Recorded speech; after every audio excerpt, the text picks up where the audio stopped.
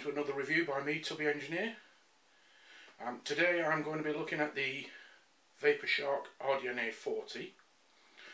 Now, this one here I've got in my hand, I got from Vaporshark in the USA, and it's got a black silicone shark skin on.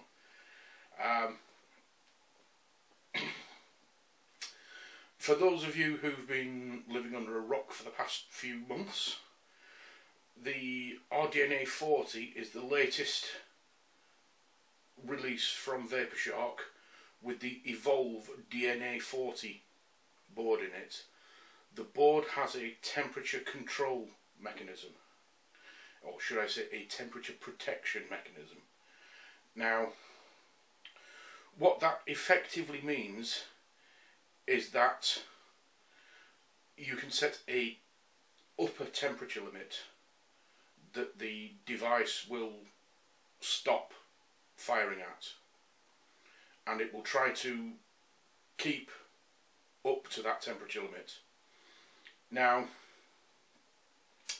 I've been running this for a few days with this dripper and a K-Fun with the required pure nickel builds, which I shall explain in a moment. And I've been vaping it with it set. I started at 450 degrees Fahrenheit and I've now dropped it to 430 degrees Fahrenheit. Later in the video I will show you what happens if you fire the device with a completely dry piece of cotton in it and the temperature protection on. I'll also explain how to use the controls, but first I will run through the basics of the temperature control system as I understand it and what is required for it to function. Just excuse me while I take a vape.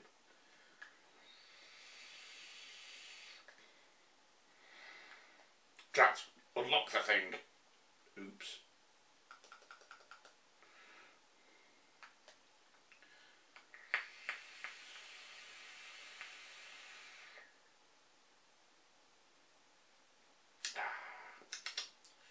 One more.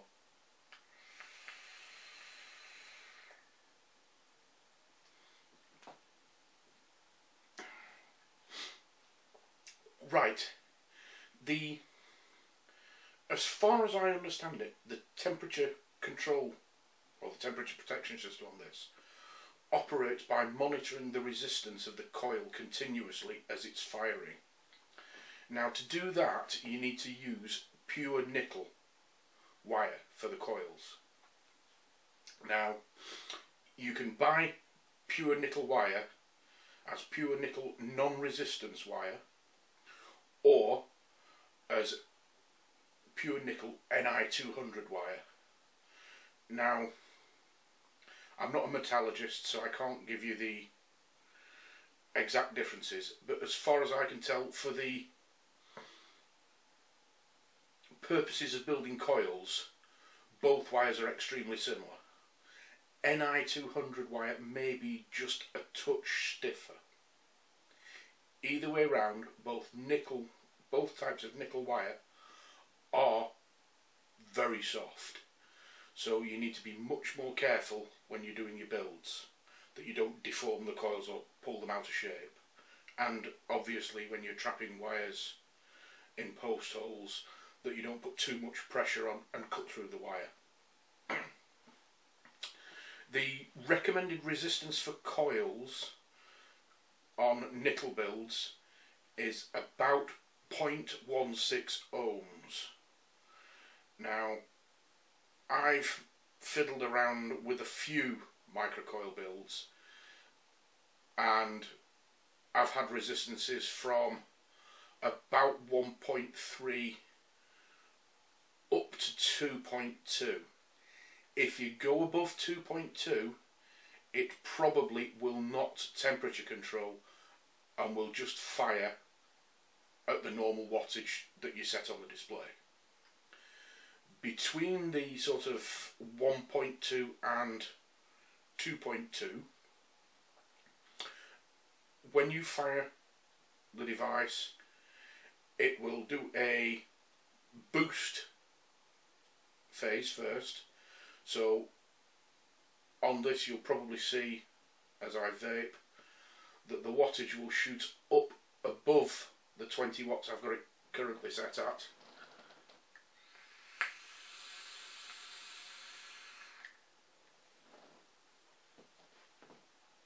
And then it will drop back down and hover at the 20 watts unless it gets too hot.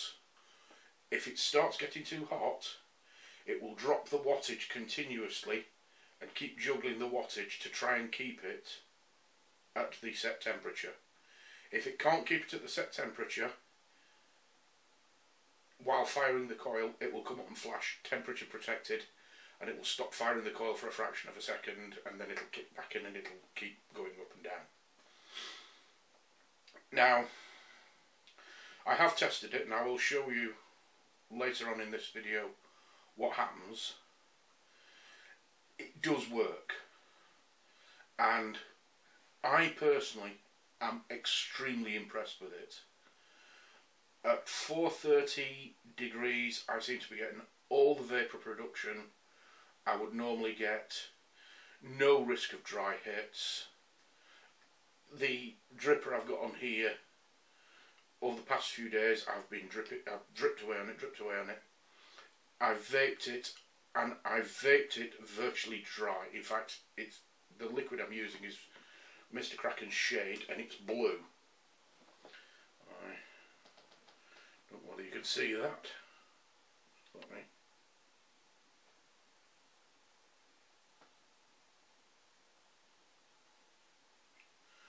As you can see, it's blue. Now, I have vaped on this until literally the cotton has almost gone white again. Now, on other builds, on a standard Canthil build at 20 watts, you would expect to get serious dry hits once it gets to that kind of level. With this, I haven't had it. The taste goes very muted, and you get a slightly odd, I think, warm, cottony taste is about the best way to describe it. Not unpleasant, but not fabulous either. But as soon as you drip some more juice on it, that disappears and it's back to normal. Right, what we'll do is I'll take you with some close-ups, show you the device all through, and then I'll come back and give you my final thoughts on it. Right, well, this is the Vaporshark R DNA 40. As you can see, it's a box mod. A nice matte black finish with a slightly shiny panel just here. You can probably see this sort of shiny textured piece here. Charging is by micro USB or by the built-in wireless card, which I'll come to later. On the side here, the up and down buttons, obviously up and down, and the fire button.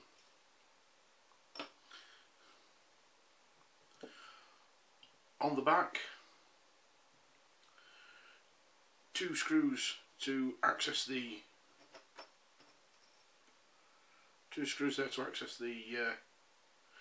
internal workings, and a magnetic battery door. Now, this is a change from the older R DNA 40s, which had a screw here. This now has a little magnet, and to open the battery door, you just pull it. Inside you can see the supplied genuine LG 18650 battery. rated to 35 amps, and it's a 2500 milliampere hour battery. Just pop the cover back on. Oh, the little ribbon trapped there. So let me tuck that back inside.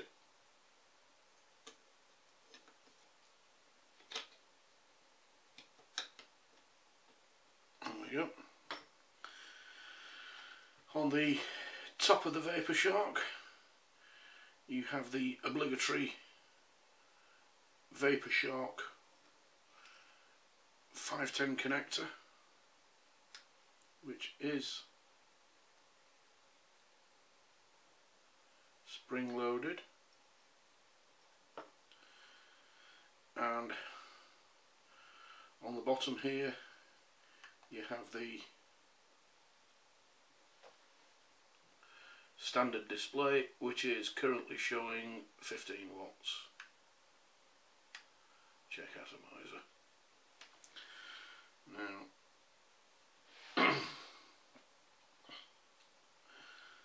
that is pretty much all there is to this particular device that I can show you without dismantling it, which I'm not going to do because there's no real point. We'll cover the charging. Now, you can charge this via the built-in micro USB port there, or you can use the wireless charger. Now, I have the little wireless charging plate here.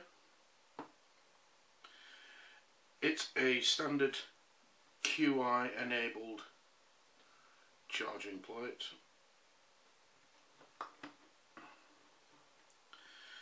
And to charge the Vaporshark, literally all you do is sit it on like so. Now, you probably heard the little confirmation beep that says it's charging, and you should, in theory, if I just tilt that up, be able to see that the ring around the switch has turned red.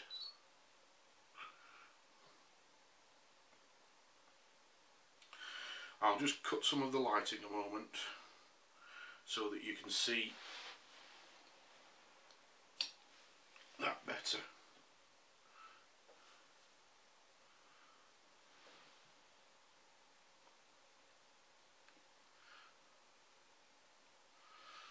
Do you know, I don't think that's showing up very well. Trust me, when you pop it on, the little ring around it goes red, same as it did on the older model R DNA.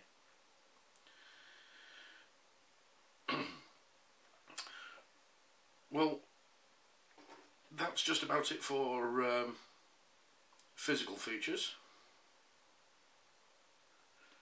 Right, so I've put an atomizer on the device, and I've got a nickel wire build in this so that I can show you the temperature control system in action. Now, I'll quickly run through the standard functions on this just so you know what they are. Now, most of the standard functions are pretty much the same. So let me get this centered.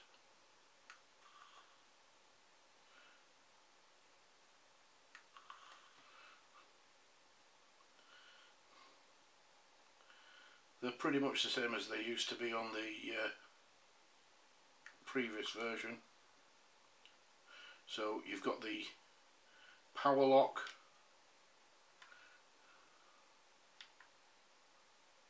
which is accessible by pressing the plus and minus buttons together. So press and hold them together. the power lock goes off. Press and hold them together again, and the power lock will come up.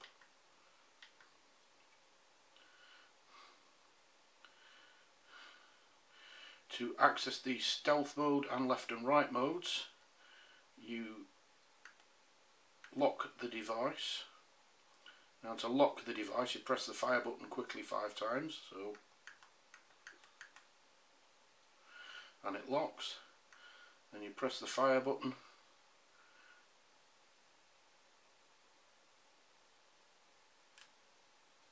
and the plus button, and it switches from left to right mode. We just switch that back again.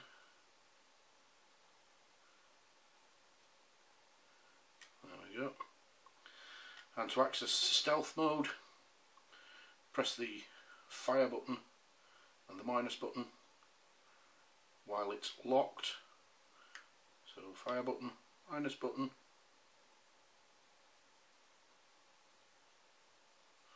stealth mode. And then the display goes off, apart from messages, warning messages. So that's on. You can hear it firing, and you can see that the little blue ring around the fire button still lights, but that's the only thing that comes on now. So if I lock it quickly again, locked, press and hold fire and minus, it'll say stealth mode, and back to normal mode. Locked, power locked. Now, you will have noticed on the display here, so let me get that right. Come on, focus. That there is under here a temperature reading.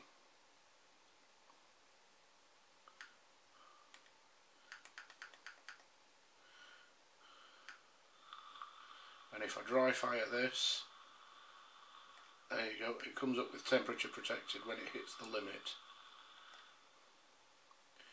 You will also notice that while it's firing, the wattage level keeps changing.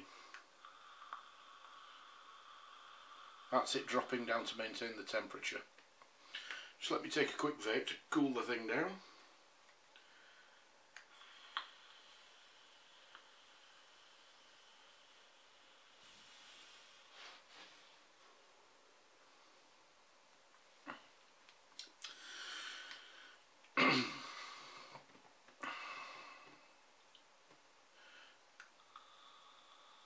You'll also notice that when I started firing, it jumped up above 15 watts, which is its set limit. This device actually has a boost function. So when you first fire the device, it will provide a full power boost for a fraction of a second to get the coil heated up quickly. Now, I've shown you, sorry, I'm going to take another vape.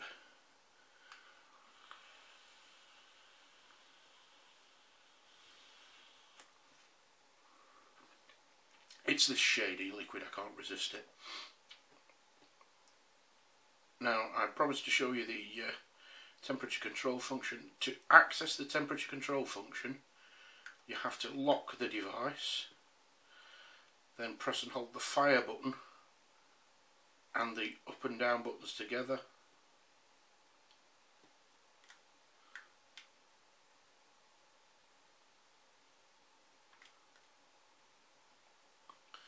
Sorry.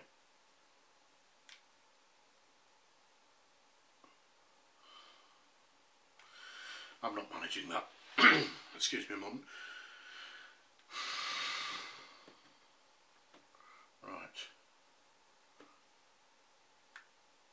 fire button. Press and hold.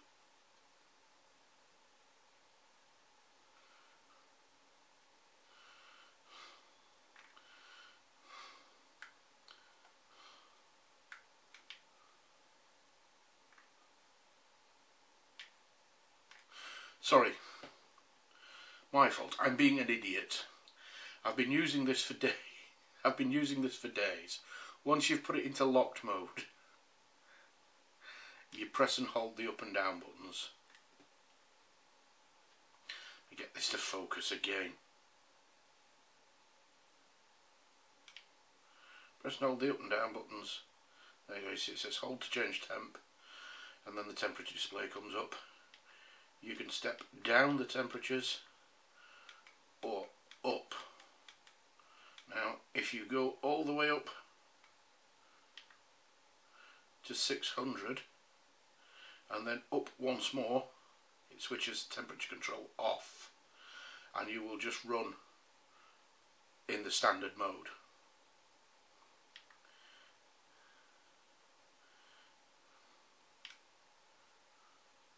Hold to change temperature.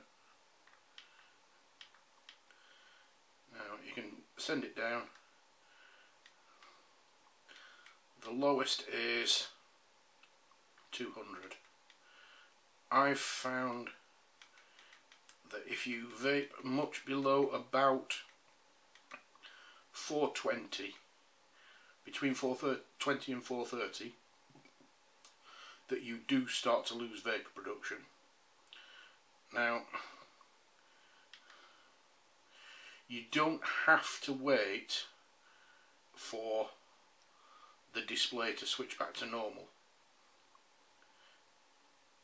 Once you've picked your temperature, I'll pop it back up to 450 where I was just vaping. If you press the fire button, that will lock the temperature in. Right. Well, that's it for operation of your Vaporshark. So I'll go back and give you my thoughts on it now. Right, well that's the close-ups done with.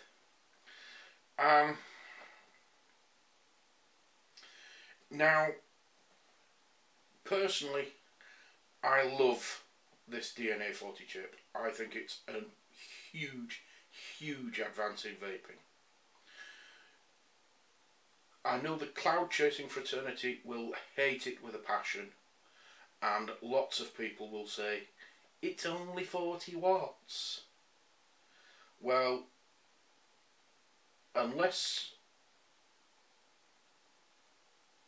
you are one of the more extreme sub-ohm vapors, 40 watts with a decent build or a decent atomizer should be enough for the vast majority of people. Now, things like K-Funds, the Rose, the Heron, things like that, probably won't handle more than about 30 or 40 watts anyway.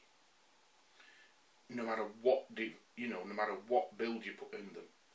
You could modify them for more airflow, which will allow you to get higher wattages, but I seriously personally think it's not necessary. Now, this is still, let me check, yep, it's still running at 20 watts, and it's a single coil build, you've seen that.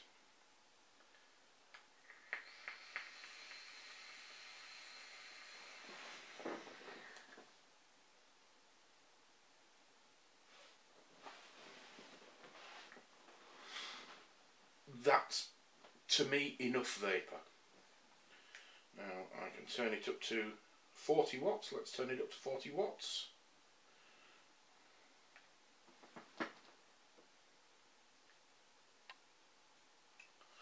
There we go. Now this is this is 12 milligram juice, so if I go a bit cross-eyed and cough my lungs up, you'll know why.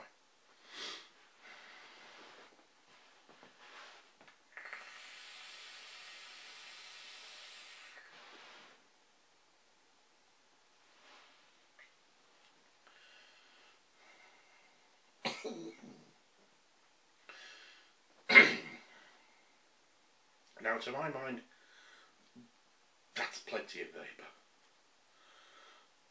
I can't imagine anybody wanting to use more vapour than that in any kind of social situation, certainly.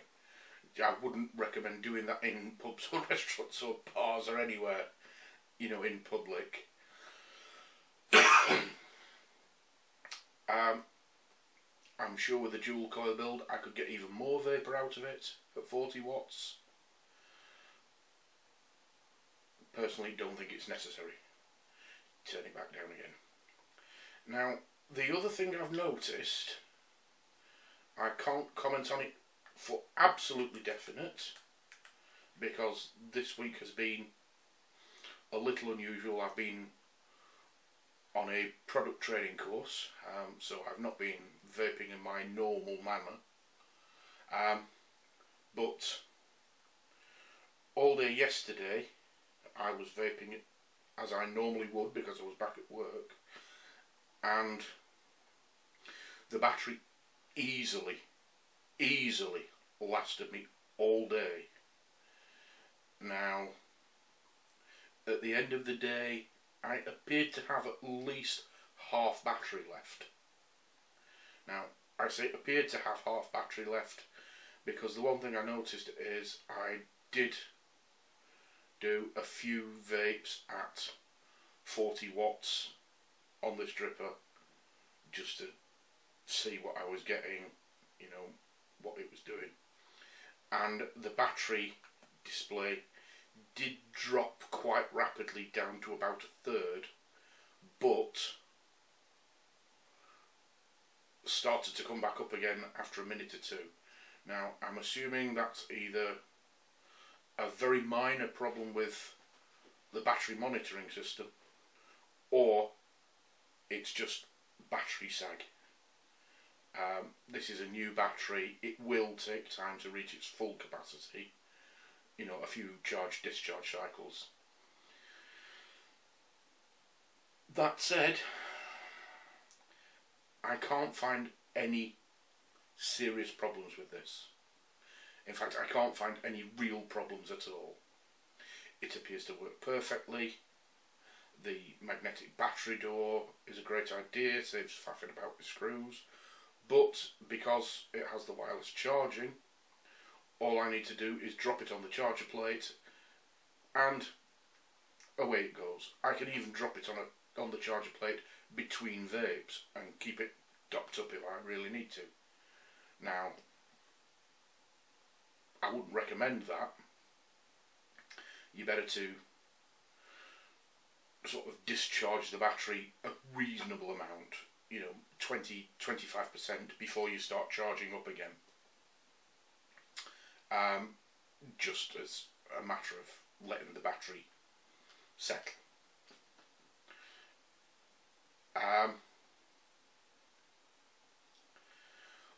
All in all, I'm going to give this device, you know, sort of 10 out of 10. You know, it's the Vaporshark.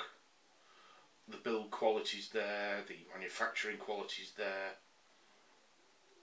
Everything you want from a device is there. You've also got the temperature control. If you don't want the temperature control, you can turn that off, vape normally.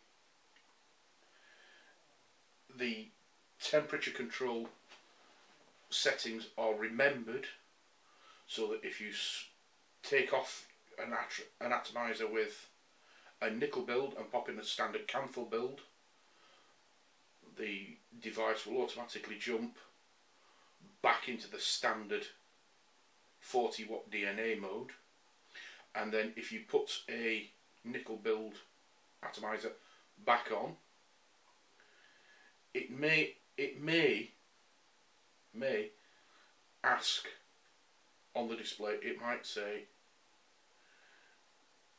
new coil up,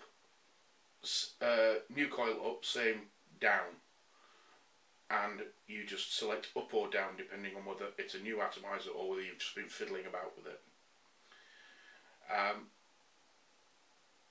Once you've done that, it will bring back up the temperature setting you had previously. So no great shakes, you know. You don't have to go around resetting it, doing any messing around. It's really, really good. I really rate this. As a matter of fact, I rate it enough that once I've saved up some pennies again, I will probably buy a vapor flask.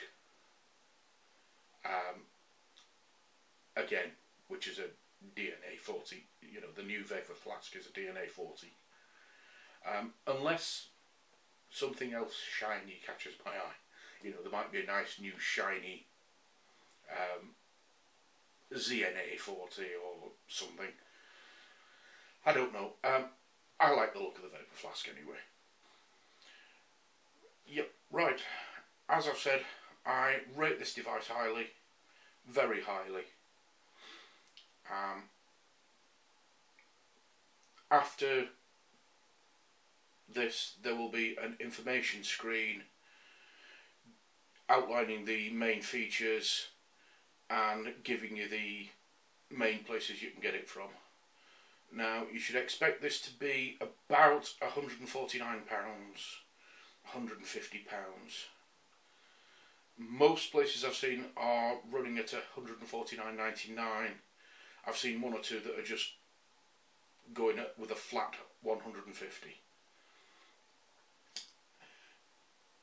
If you want to use the temperature control feature, you will need nickel wire.